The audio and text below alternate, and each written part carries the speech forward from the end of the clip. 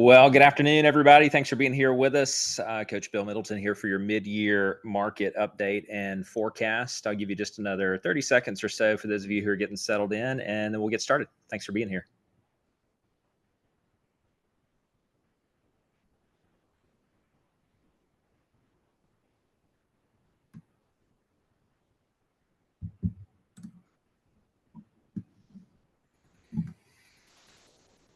All right. Well, we're off to the races here. 2025 has been a heck of a year so far, hasn't it? Let me get you started with a bit of our agenda for today. First, I'm going to go through with you the predictions and recommendations from the last time that we were together for this particular webinar. That was in December of 2024. If you didn't have a chance to watch that, no worries. I'll give you an update on what's happened since then and sort of how our predictions have held up. Then we're going to start going through 2025. I'm going to give you lots of different charts and graphs and sort of explain what's happened, at least from my perspective thus far and where we are today. Review of factors that drive buyer demand and seller supply. I've also added a little bit of new stuff there for you.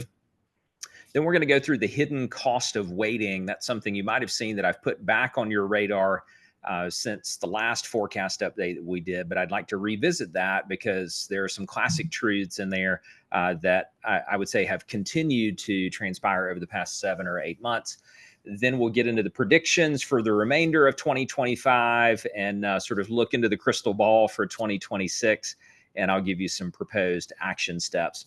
If you're watching this here with me live, we'll do some Q&A at the end of the session.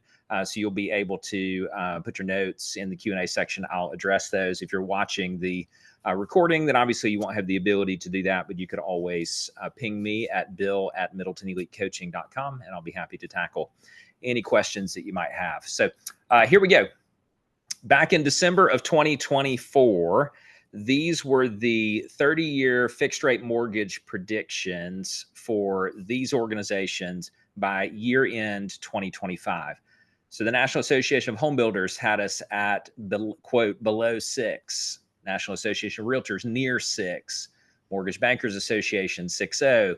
Fannie Mae said slightly above 6.0 with volatility creating opportunity, which we did see some of, and I'll show you some graphs on that in just a second. And Goldman at 6.1. Obviously, as we're recording this here live on August the 6th, as of this morning, a 30-year conforming loan was about 6.8, 6.85, somewhere around there. So we're a long way off from 6. We'll talk about why in just a second, but I do find it's always relevant to come back and see, 6-7 months ago, what everybody was sort of thinking relative to where we are right now. These other numbers still hold true from some Goldman research that 85% of mortgages are below the current rate, and more than 70% of mortgages are fixed rate 5% or less.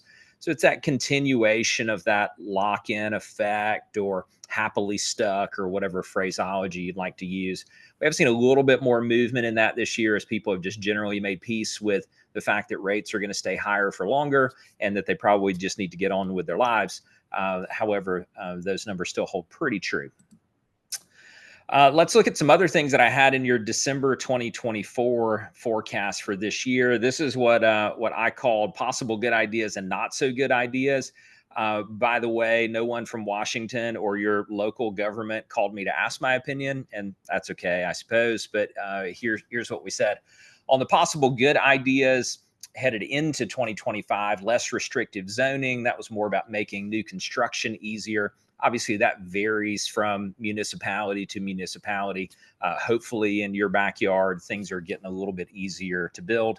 But there is a lot of still this NIMBYism, the not in my backyardism that seems to be happening. No real meaningful progress on number 2, incentivizing conversions. No real meaningful progress on number 4, investor tax credits. Number 3, better lumber trade agreement with Canada.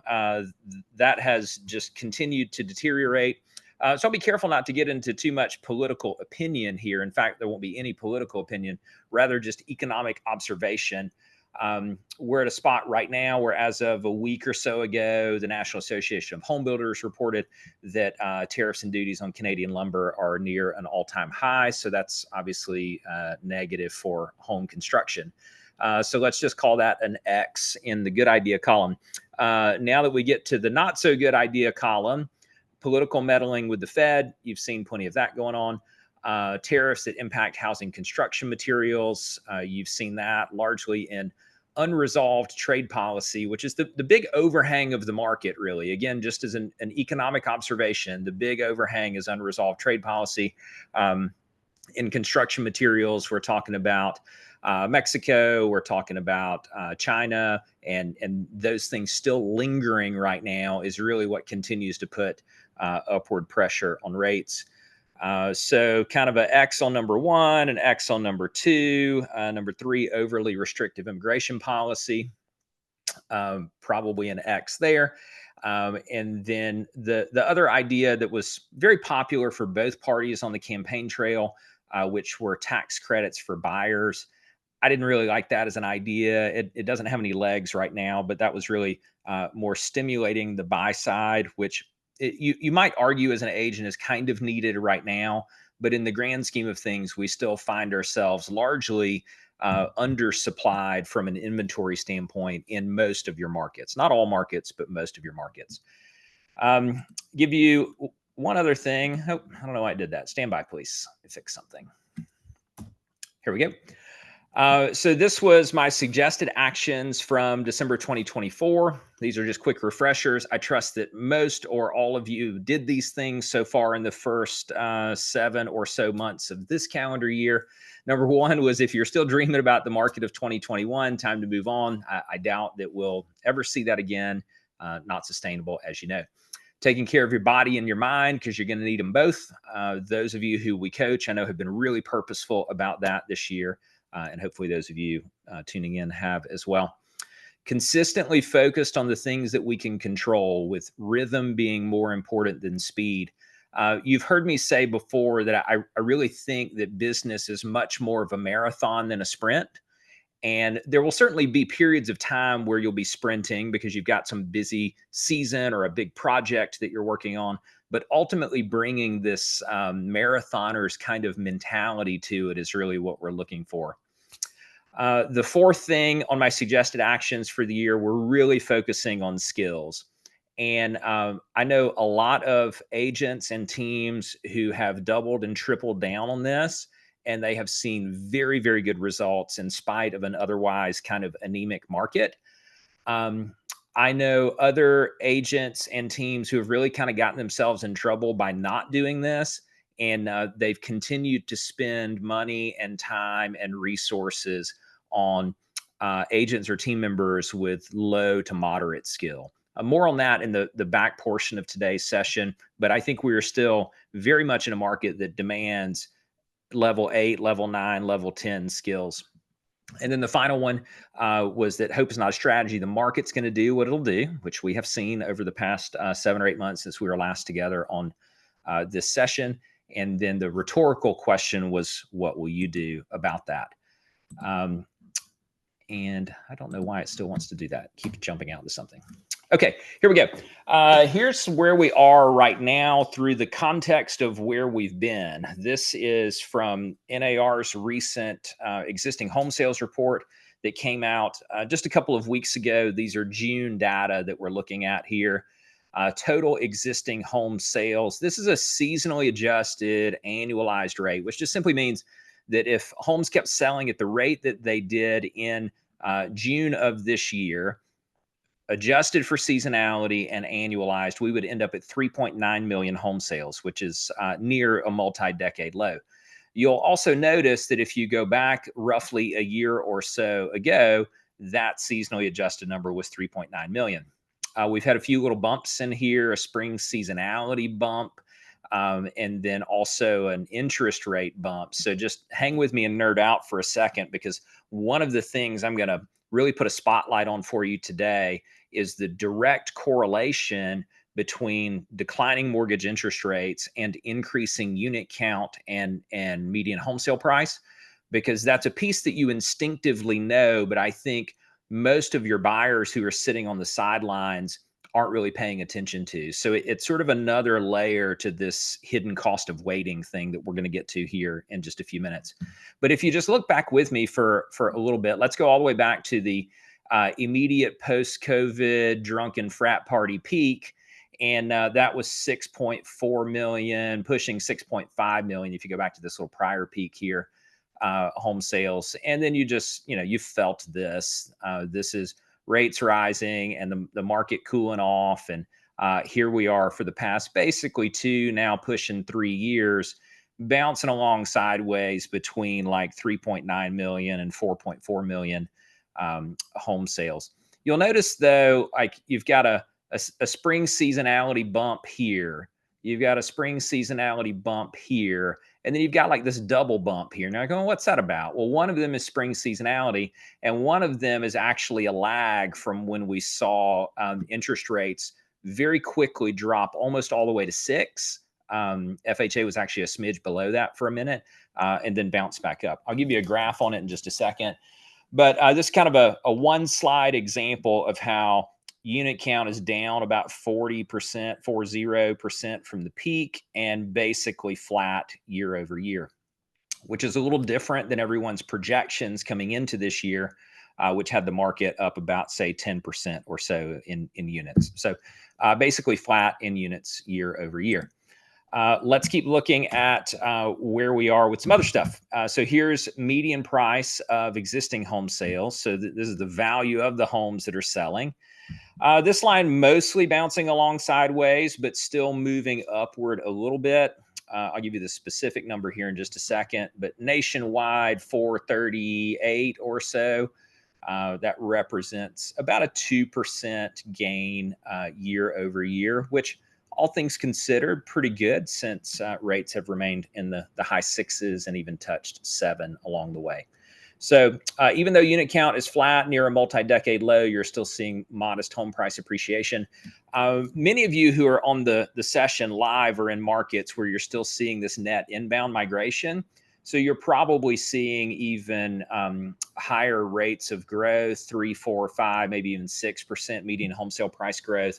And some of you are also in markets where you've got net outbound migration and your inventory is building, and as a result, you're seeing downward pressure on prices. But nationally, if you just blend this out, you're looking at roughly up 2% year over year.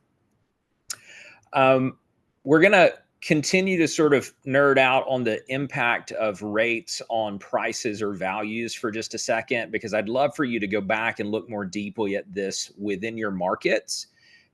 To tell the story of when rates come down, which that's the direction they're ultimately headed. When rates come down, what happens to prices and what happens to inventory? So this is each month going back for a year. So here's June of 24. This number 4.1% says how much did the median home sale price for the month of June in 2024 increase relative to June of 23. So then you come out here, here's the most recent data set, June of 25 compared to June of 24. So that's that 2% growth. But you look back and you're like, let me see if I can make some sense of this. Why would we see in a months where seasonality aren't really usually our friends, we would see a 4.3 in November. We would see a 5.8 in December. We would see a 3.9 in January. And then as we get into a more traditional spring market, we see this sort of flattening out a little bit more. And I've already sort of teased this a little bit, but I'll show you. If you kind of imagine laying these two graphs over each other. So here's a 1-year chart of 30-year fixed rate mortgages. This comes from Housing Wire. So 30-year conforming loans is this light blue line. 30-year jumbos is this orangish kind of line. And then 30-year FHA is this dark red line. If you go look back here in September into October and even still in November, this little trough below 6.5 really started in August. And so from, let's say, like mid to late August into early November, you saw below 6.5, depending on the loan product, dipping as low as, I think this number was like 606 or something. You might remember this was on the heels of some negative macro news where for a hot minute we thought there was a global recession being triggered. There was some stuff going on in Japan. Markets got spooked. There was a big stock market sell-off. And it took a little while for the dust to settle. The Fed wasn't making any major adjustments in this. So one thing to note that hopefully you know is while the Fed does control rates, they don't directly control mortgage interest rates. So typically your mortgage interest rates move much faster than Fed policy does and tends to react to the bond market, which is why you see it move much more quickly. If you're with me live here, you'll recall that last Friday, there was a weaker than expected jobs report and downward revision. And then for a hot minute, we got some quick relief in interest rates.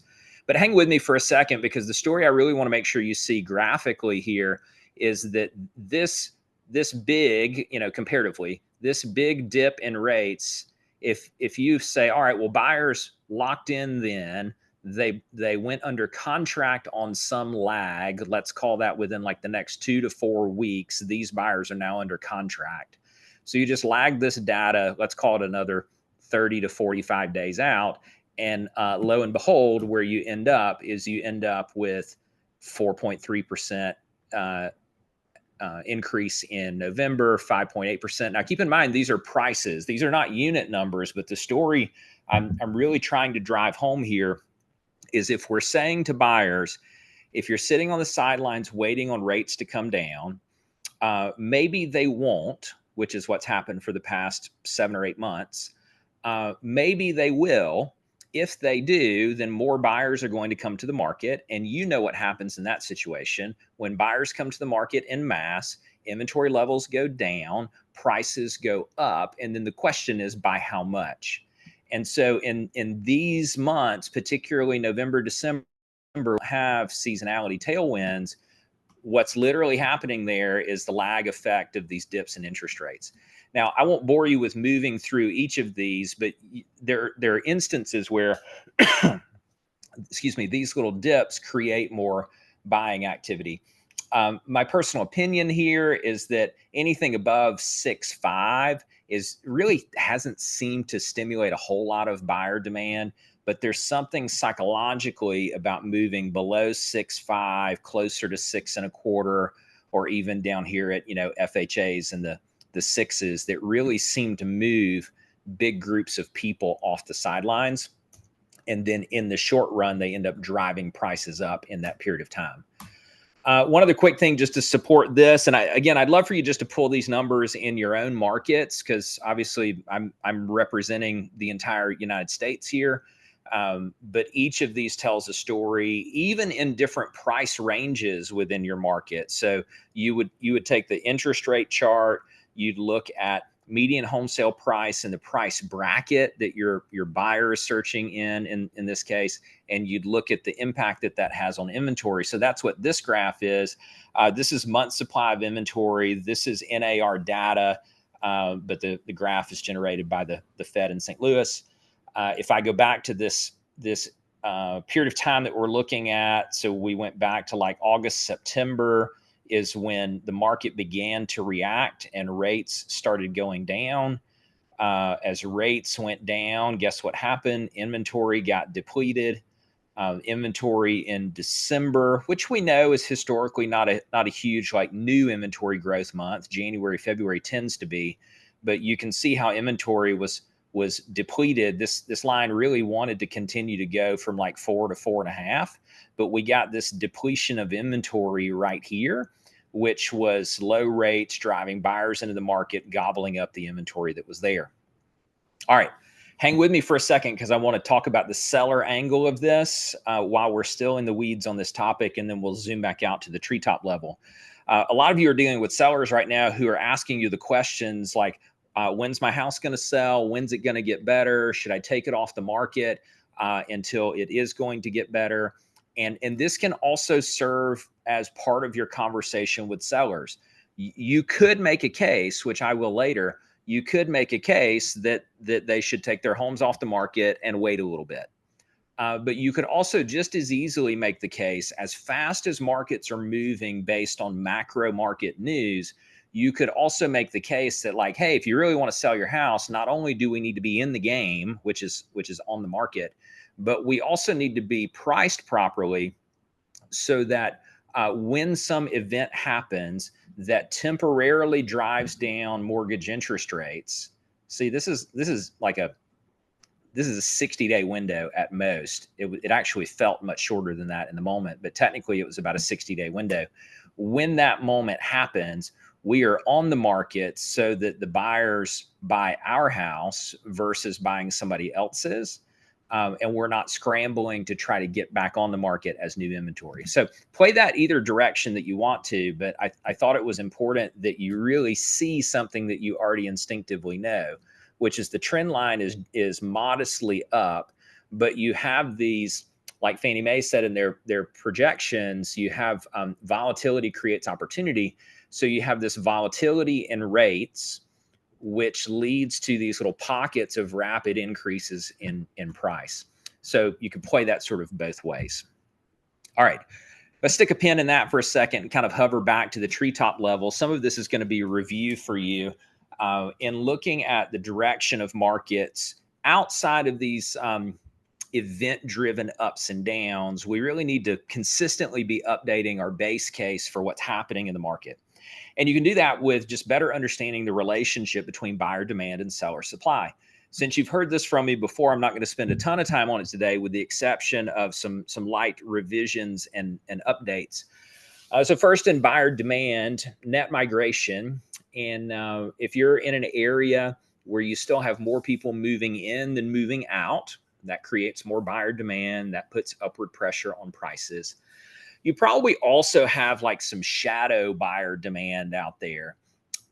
Those are people who haven't made the move yet, who are still sitting on the sidelines in some other part of the country, who wants to move to your part of the country when they think conditions are better, either rates or prices or both. Number two, demographic waves, boomers, millennials, and now even some of the older Gen Zs participating in the market. A lot of activity still with boomers. That's everything from downsizing to chasing the grandkids to being far less sensitive to interest rates, because most of them are paying cash because they've sold the family home and cashed in all of that equity. More on that in the action items. The trend line in millennials that you're seeing, particularly the older millennials now would be between like 35 and 40 years old. Those folks, especially if they have number 4 in this column, job and income security, we're seeing them sort of just move on with their lives in spite of rates. So the setup there for most millennials, and I want to make sure that you're seeking this out in your database and with your past clients, is if they bought before, during, or immediately after COVID, they've built a lot of equity. Based on the stage of life they were probably in then, they bought a first-time home, or they bought a home that's smaller than what their family now needs, stereotypically speaking. They're looking out over the horizon, and they have the job and income security to be able to afford a nicer, perhaps even bigger house, and they've got this equity. Those people are just deciding that the market is what it is, and they're ready to move on with their next steps. So whereas before we might have been thinking as a limiting belief about those people being happily stuck or locked in, or whatever phrase you want to use, some of that is still true, but I'm seeing more and more of them make their next transaction. And then the oldest Gen Zs are beginning to enter their first-time home buying age. Technically, they're in their late 20s. Statistically, most people aren't buying their first home until early 30s these days. But we're seeing some people have success even with things like first-time homebuyer seminars again, because those Gen Z folks are beginning to make an impact. Each of these demographic cohorts represents about 70 million in the population. Millennials are pushing about 75 million now. So there's still a lot of activity that's going to happen kind of on the nearing the tail end of the boomer stuff. We're probably in the early innings of millennial movement, and we're certainly in the early innings of Gen Z movement. Other things that impact buyer demand, monetary policy, specifically tariffs and rates. We could spend hours just talking about those two things, but we won't, other than to say that the big overhang that the market needs in order to move on is the resolution of trade policy, specifically the resolution of trade policy with China and Mexico and Canada. Some decent news in talks with Japan a few weeks ago, some good news in talks with the EU a few weeks ago, kind of some messy stuff going on with India right now. But I don't want to like Monday morning quarterback this whole thing, other than to say, if you read what corporate leaders are saying in their quarterly reports, if you sort of read through the lines of people being very diplomatic in what they're saying, is not to get caught in anybody's crosshairs.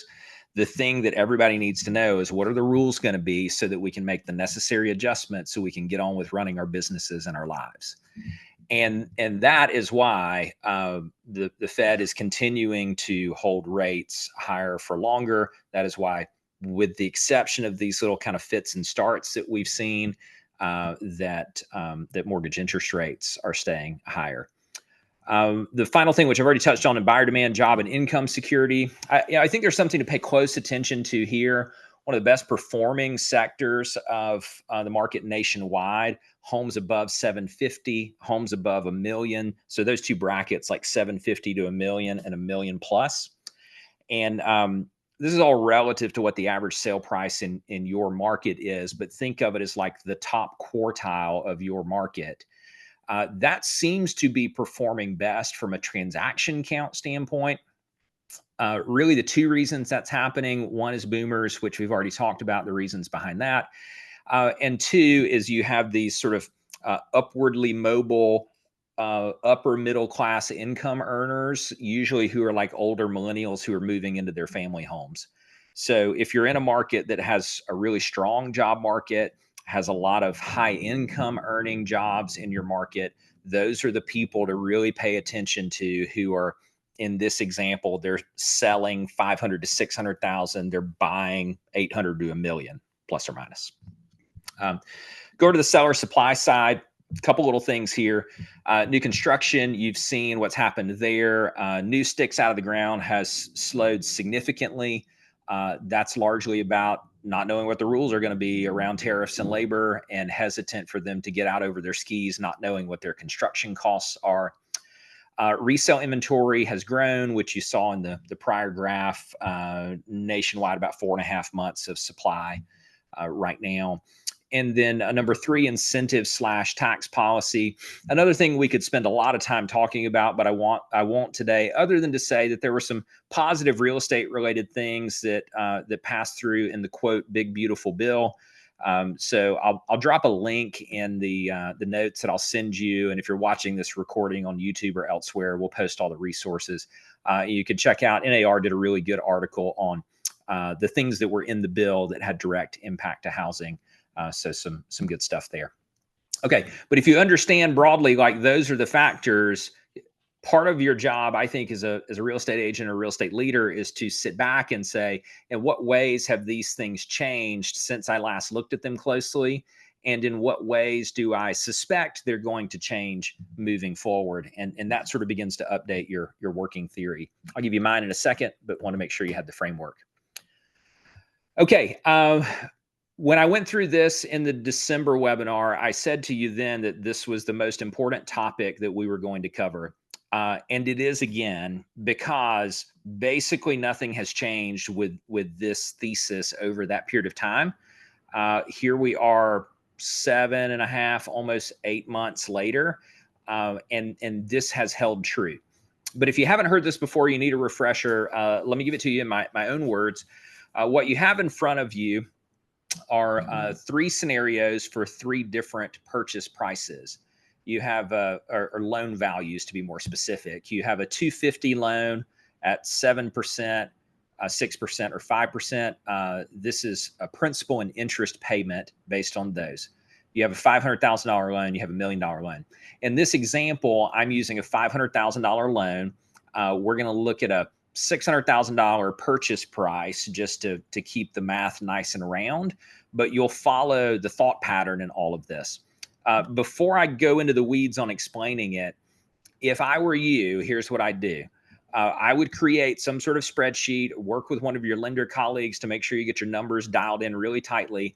And in every buyer consult that you do, for as long as this market is in the phase that it's in and buyers are waiting for rates to come down, I believe, as your friend and your coach right now, I believe you have to go through this with your buyers in a buyer consult. I think this would also be really good content for your social media channels as well. Okay, so here we go. Buyers sitting on the sidelines because they're waiting on rates to come down. The first thing we would solve for is how much money are they actually saving? So again, this is a $600,000 purchase price, $500,000 loan. They're saving $330 a month, principal and interest, which is roughly $4,000 a year. Here's how I get that number. I was taking this 500,000 at 7%. I know we're not quite at 7. Like I said, as of this morning, conforming 30-year fix was like 686, but let's call it 7 just so you get the concept. Difference between 7 and then 6, which you will see, like, lo and behold, is where everybody's targets are for end of 2026. More on that later as well. The difference between those is 330 per month. Times 12 gets us 4,000. Said a different way, if they're going to sit on the sidelines for another year waiting on rates to go from roughly 7 to roughly 6, they're going to save by waiting 330. Now, I'm not taking into account that their principal and interest payment will be higher a year from now as home prices continue to grow, which is in everybody's forecast as well, but hang with me. The equity growth they're leaving on the table. In this case, I have some conservative estimates for you. Here's 600,000 at 2%. Again, that's what we're seeing nationally so far this year, with basically no changes in the 30-year fix, no meaningful changes. Many of your markets, particularly net inbound migration markets, you're seeing 4 or 5% equity growth. 6 is probably a little bit of a stretch for most markets, but somewhere in this like 2 to 4 range, I think is conservative for most of you. But let's just hang out here with this really easy 2% because that's where we're tracking right now. So there's $12,000 in equity growth.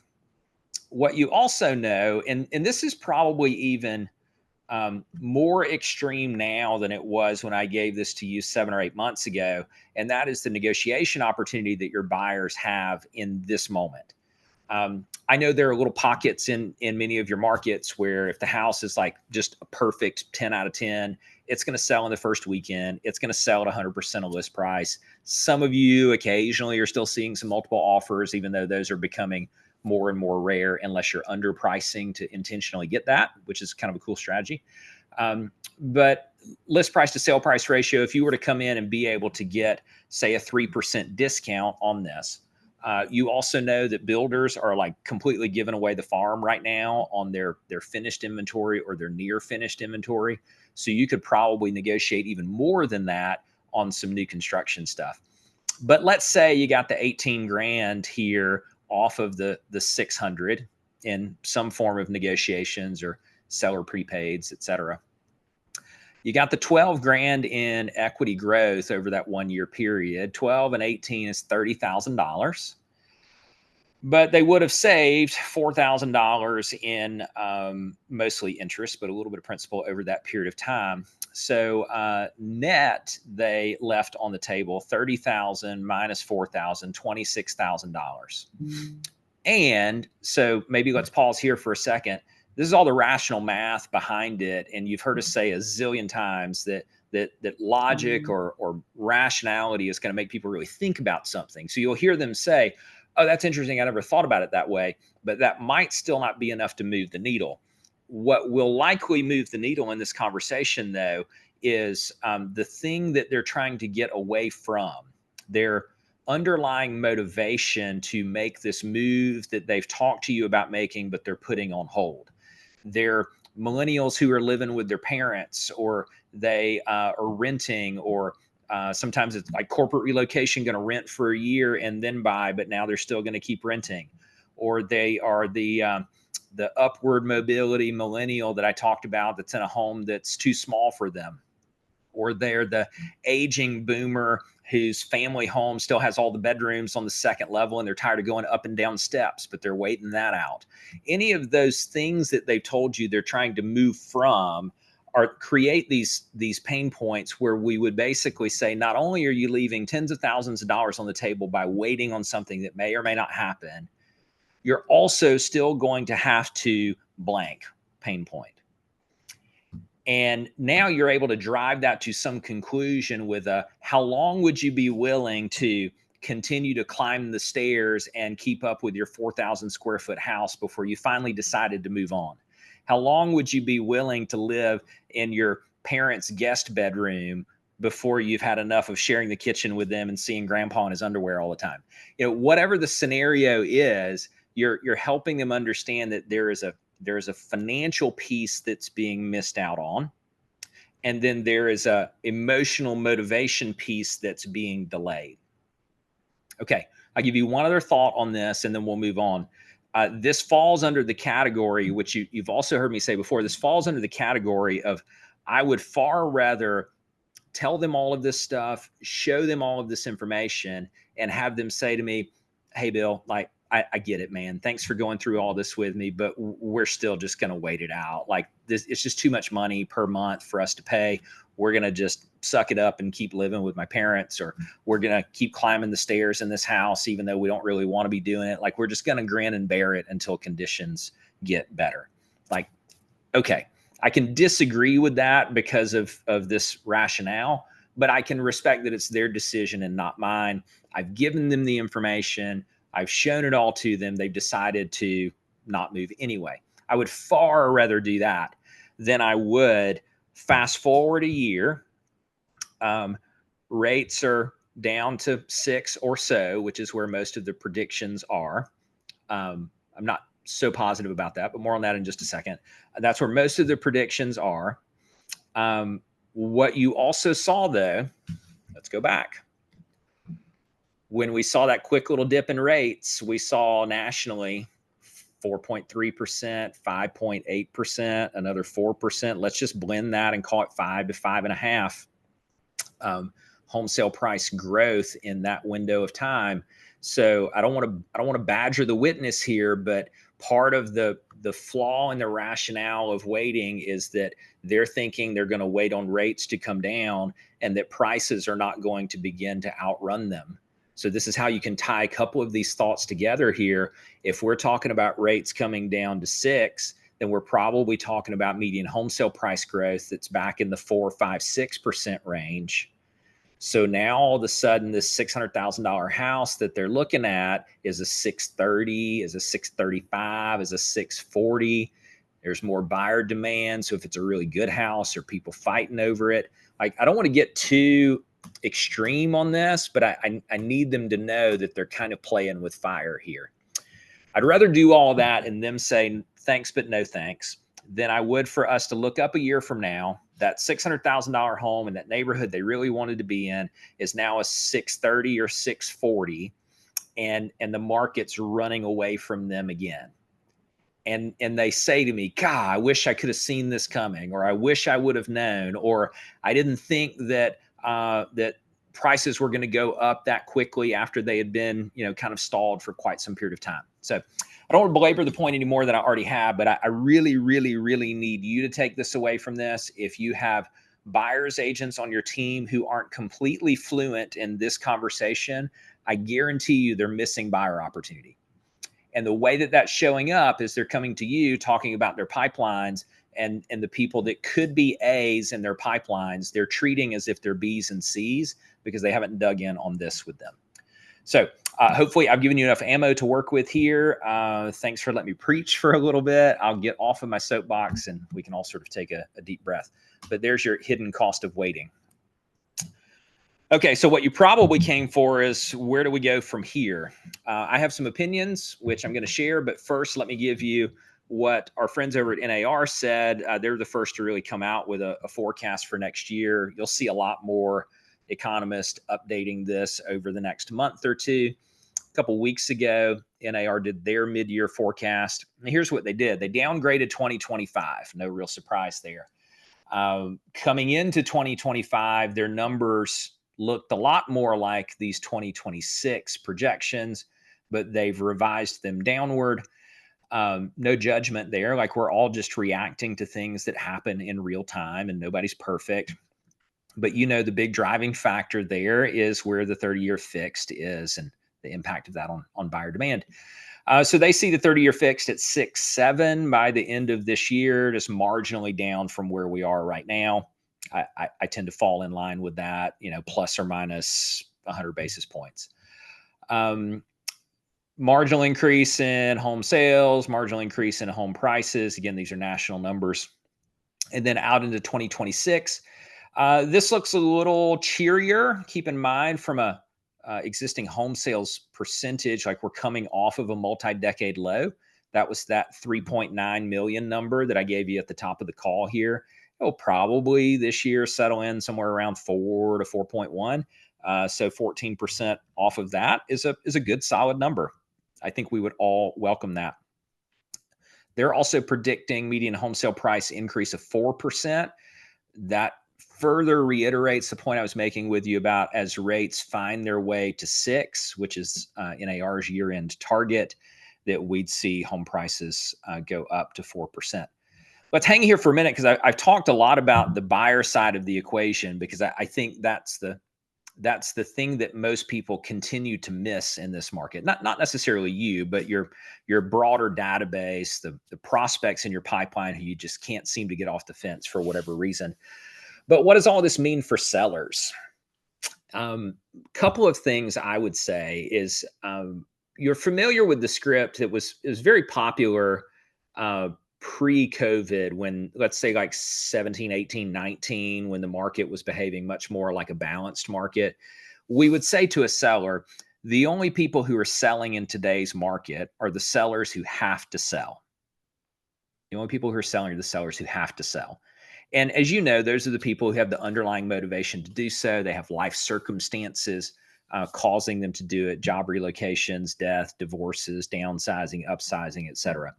The people who aren't selling right now are the folks who give you well, I don't really have to sell. Let's just put it on the market at X, where X is far above market value, and let's see how it goes.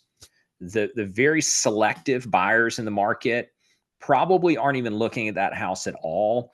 But if they are, they're certainly using that house to validate their purchase of another one. So the first thing I would do with a seller is I would reevaluate how serious they are about selling now. And part of that is about what they're going to do next when they sell. So if their reason for selling right now is not super compelling, then but they say to you, hey, I really want to go buy this type of house, we can use the advantages of buying now versus waiting as a way to create some motivation as a seller right now. This particularly works well if the person is, let's say, selling at X and moving up to some number higher than X. If this, let's go back for a second, if this $600,000 purchaser is selling at 400 and buying at 600, or they're selling at 600 and buying at 850, because you're playing with these equity growth numbers, because 2 to 4% on a $600,000 house, as you well know, is much more than 2 to 4% on a $400,000 house. So they're gaining more equity while they're in that house. List price to sale price ratio standpoint here, they're also technically saving some more or walking in the door with more equity as a factor of the discount. So you're kind of playing the math on both sides now with the yeah, I understand that you might have to sell it for a little less than you thought you had in mind, but let me show you the advantage of buying now versus waiting on rates to come down, buyer demand coming back so you get your number on house number one. But oh, by the way, now that you're ready to buy house number two, the market's moved away from you, and then the delta between those is less to their advantage. So that's maybe another way to use a seller who's going to buy on the other side, using that buyer math to create some more motivation for them right now. I think, like I said earlier, if they're going to sell anytime between now and the end of the year, they need to get really aggressive about pricing. Quick refresher there. Historically, we've said that they need to be in the bottom 1/3 of price and the top 1/3 of condition relative to the active comps. Bottom third of price, top third of condition relative to the active comps. I would take that one step further in today's market, and I would say that they need to be in the bottom 3, like 3 as a number, not as a percentage, the bottom 3 in price and the top 3 in condition relative to the active comps. Here's what I mean by that. If you had, let's find a number divisible by 3. Let's say you had 21 active comps, including your listing, your subject properties. So there are 21 properties in the data set. If I'm in the bottom third of price, then I would need to be one of the bottom 7. If I'm in the top third of condition, I would be one of the top 7. The reason I don't think that's enough right now is just how picky buyers tend to be when they have a lot of choices. So if they have 21 options, they're probably not going to look at all 21, but they might look at 5, 7, 10 of them. But if you're in that bottom third, what you're really playing with here, and you know this from having represented buyers, is you go out and show 5, 7, 10 homes to a buyer on a weekend or on a Saturday. They're constantly narrowing what they think their top 3 are to make a decision. So my goal for you and your listing would be to constantly be in that top 3 stack that the buyers are discussing with their buyer's agent, that they're taking home with them to discuss. And in order to do that, I probably need to be in the bottom third of price and the top third of condition relative to active comps. Your seller's not going to love that, but that's going to be the advice that gives them the highest probability of selling. The other thing you're going to need to be prepared for, which many of you are already hearing, is they say, well, I'm just going to take it off the market and I'm going to rent it. And you end up with an accidental landlord now. So that could be the right strategy for them. Chances are it's not. What they're saying there is I'm going to rent it. I'm going to wait on market conditions to improve. But most of them aren't familiar with how challenging it can be to be a landlord. They're not thinking about the things that could happen to that property while it's rented. They're not thinking about the cost of getting it updated, ready for it to sell a year from now. And they're also really banking on, in this example, these types of numbers or even better numbers showing up. So let's say that this projection for 2026 did hold true, which I don't have any reason to argue it right now. I think it's likely a longer trail to 6.0 than most people think, but I do think it's reasonable we'll get there sometime in 2026. But let's just say these numbers hold true and you see 4% growth in median home sale price. Well, for most of your sellers right now who want to wait it out, they're probably waiting out some number more than 4%. But they just imagine that if they wait, that miraculously their home is now going to be worth 10% more than market value or 12% more than market value. Whatever number they still have in their mind from the immediate post-COVID era is the thing they're still attached to. So you could even play with these numbers and say, okay, well, the market says your home is worth X, but you think it's worth Z, and the difference between that's roughly 10% right now. Even if things went really well, you'd have to rent it for 2.5 years based on this math and have everything go perfectly in order to get 10% more for your house at that period of time. Do you really want to be a landlord for 2.5 years and take on that risk? And maybe they do, maybe they don't. But I chalk this up, final thought on this. I chalk this up to one of those, like, I'd rather tell them and them say thanks, but no thanks, than I would just sort of like, oh, that seller says they want to rent, and I'm kind of tired of giving them updates on why their house hasn't sold. So I'm just going to let them go. And then maybe they'll come back to me a year from now. Like, I think you owe it to yourself and your businesses and your team members to dig in a little harder on that, because most of those sellers are doing it not as an investing strategy. Like, they're not becoming landlords as an investing strategy. They're becoming landlords because they're surrendering to the market for right now. Okay, so there's NAR's forecast. Here's my prediction for the rest of this year and next year. Good luck.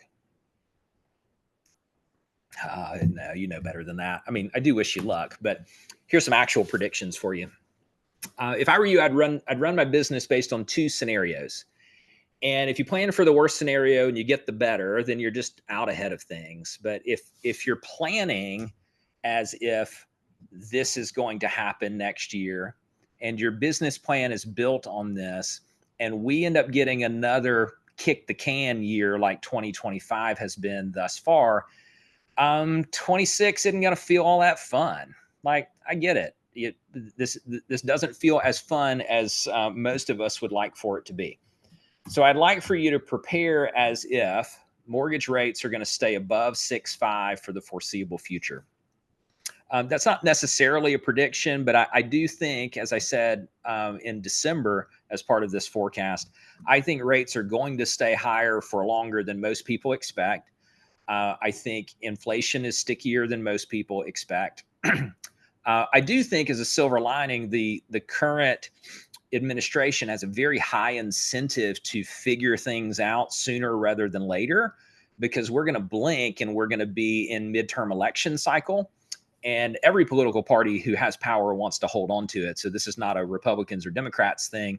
But the more we have kind of these lingering unresolved issues like trade policy and geopolitical conflicts, et cetera, the less likely that it is that that the Republicans will hold on to control of Congress, and that's really what they want. So I think the bull case for markets is that they are incentivized to resolve these things sooner rather than later.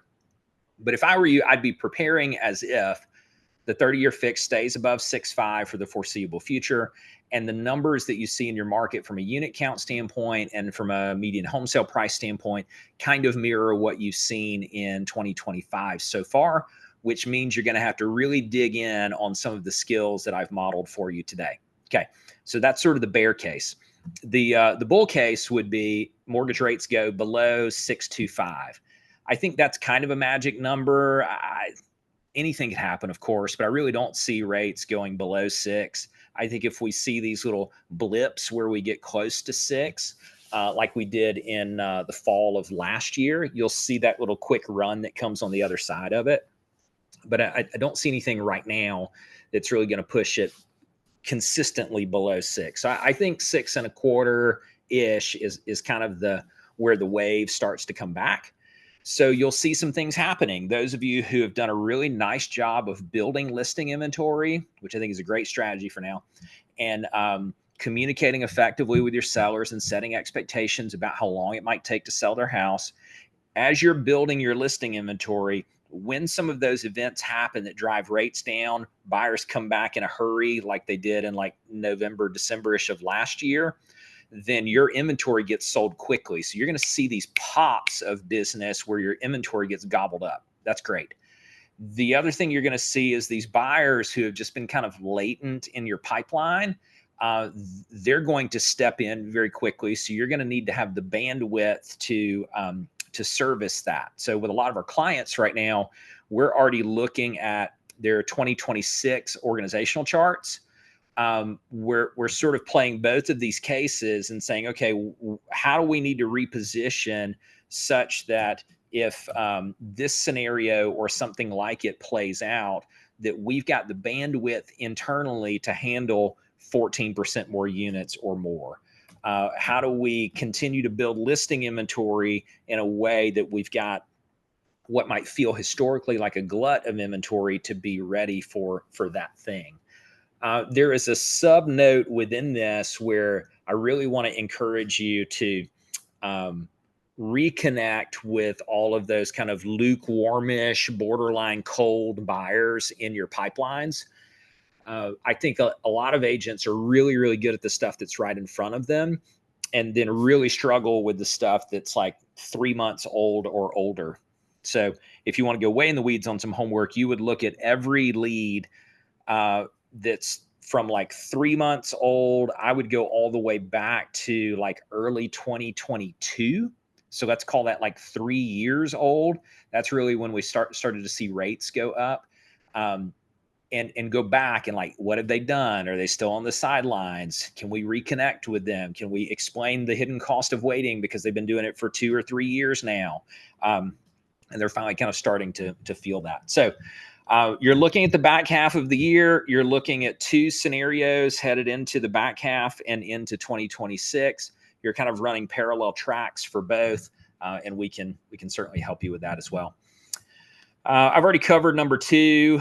Number three, here's a prediction on the job market. I think it probably continues to weaken. Weaken is relative. Last Friday's jobs report, we saw a 4.2 on unemployment. Historically, that's still a really good number, but it was weaker than expected. And then the revisions for May and June is really what spooked the market.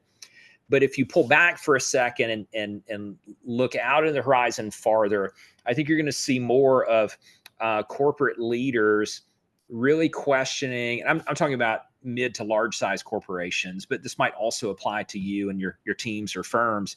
I think they're asking the question a lot more like, do I really need that much staff? Or is this a place where I can go find some money to move to the bottom line in the face of rising costs?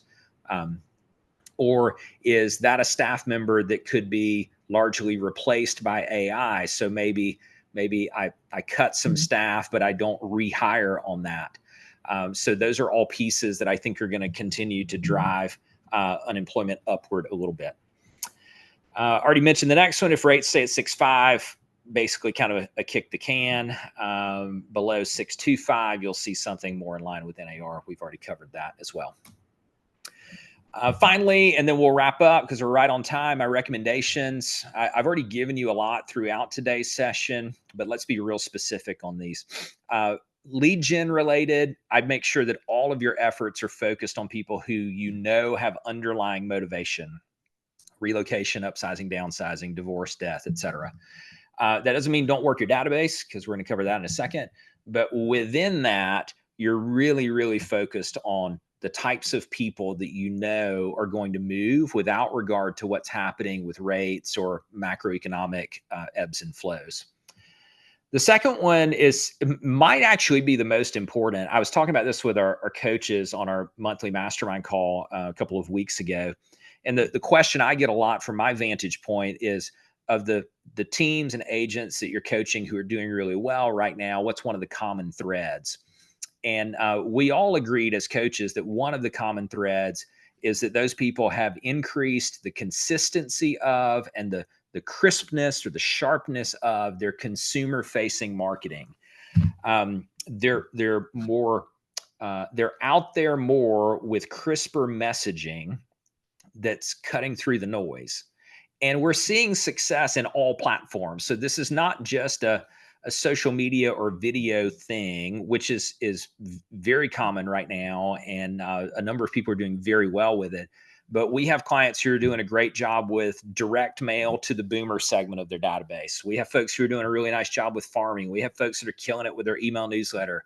We have folks that are killing it with SEO on their websites. So don't hear this as like there is a specific thing that you have to go do. I would say work with the channel that speaks to most of your people in your database, or optimize for a couple of segments within your database. So maybe you're going back and recommitting to some direct mail to the boomer group of your database with follow-up phone calls coming over the top of that. And you're committing to more consistent social media content for more of like the millennial Gen Zers, and you're running both of those plays on parallel tracks. Whatever you decide, though, it's the increasing of the consistency and the sharpness of that consumer-facing marketing. The third, mining your database with purpose. My observation in most real estate businesses is that they already know enough people and that they are woefully under-communicating with those people. And so they're missing the deals that are right under their nose. They're not usually missing the repeat deals from like the top group of the database. That's when you get the come list me calls, or you're getting the, hey, I'm ready to buy calls. I think what's missing for most is like the one-off deal. It's like the coworker of your past client, or the person who goes to church with one of your friends, or et cetera, et cetera. So mining that database with purpose is going to get you there. On the skills side, we talked about this earlier, but I'll drive the point home a little preachy on this, is everybody, like literally everybody on your team, including you, has got to be an 8+ on a scale of 1 to 10, an 8+ in skills, or you've got to stop wasting your time and resources on them. I put here, and I mean this with love, you are bleeding money on the stray animals in your organization because their skills aren't good enough to convert the business that you're paying for in today's market. So step one would be kind of like look in the mirror on how you could improve upon training and developing them. Step two would be if you've already done that, then they need to be released out into the workforce to go work for some other team or go do something other than this. And as part of that, you may say, well, where would I start? And this would be an opportunity for you. If you're not already working with us, I know a number of you are, but if you're not already working with us, a number of our coaches on my staff have offered to do a free 30-minute coaching call for those of you who are interested in test driving what working with us could look like. Each of our coaches do have some availability on their calendar. So if you're thinking about this next 3 or 4 months of the year and finishing the year strong and setting up a really solid 2026, that could be a place to start. If you're interested in that, you could just shoot me an email and I'll work on coordinating that, bill@middletonelitecoaching.com.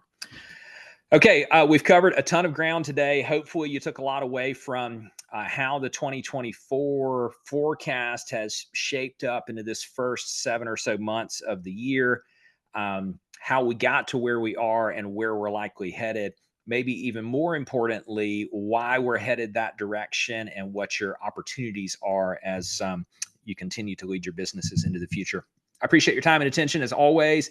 If we can do anything to help you, it's bill@middletonelitecoaching.com. You can find us on the web and all the socials as well.